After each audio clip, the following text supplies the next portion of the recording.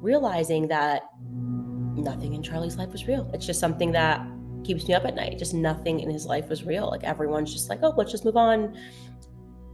It's so crazy to want to figure out what happened. Let's just start issuing gag orders. And the way to honor him is to give money. I don't know. There's just something really sick and demonic about the entire thing. It's looking to me like the apparent plan was to assassinate Charlie Kirk, who had at long last faltered on the pro-Israel cause, okay, his words, not mine, and then to stage a hostile takeover of his brand and of his legacy.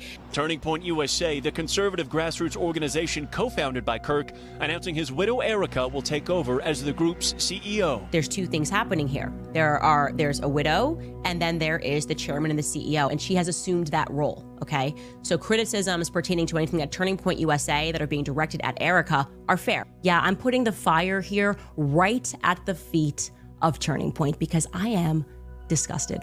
I am genuinely disgusted. I am looking around and wondering whether Charlie's entire life was the Truman Show.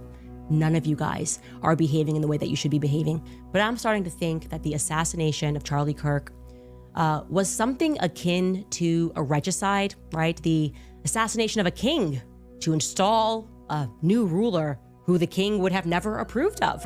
He left me a blueprint in all of his journals, but more so than that, I was his vault for literally everything. He shared everything with me, his vision, his dreams. In the event of his untimely death, like, he just, in the third notebook, he was like, oh, and if I accidentally get shot on campus, here's what you should do.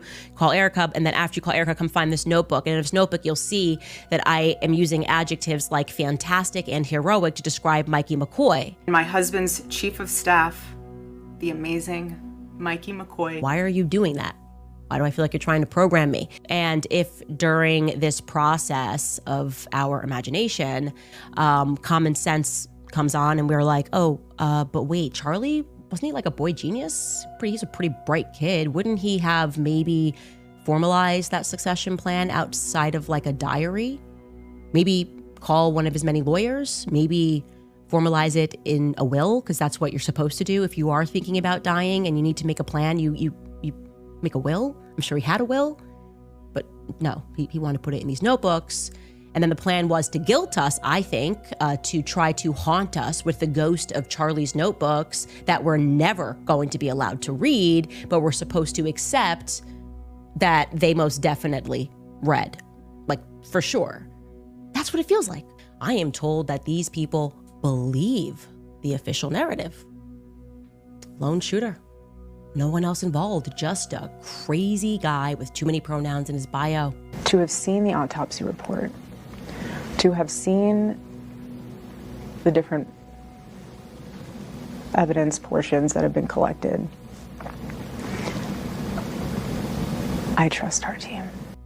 Hey, 1963 called and they want their narrative back. All that's missing from the story is a grassy knoll, right? Just need the grassy knoll. Anyways, back at headquarters, I am told it's business as usual. And it's kind of giving me like, I don't know, LBJ when he gets sworn in that famous picture. Unfortunately, sworn in. Unfortunately, of course, he's sad in this photo. Gosh, he's obviously not wanting to be the president of the United States. JFK was shot and killed. And now LBJ has to step up, unfortunately. But I gotta be honest, I wasn't there.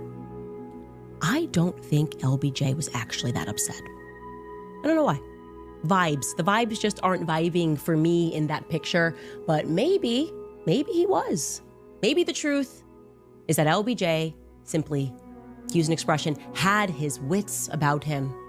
It becomes clearer and clearer. It just screams at me that this was an inside job, okay?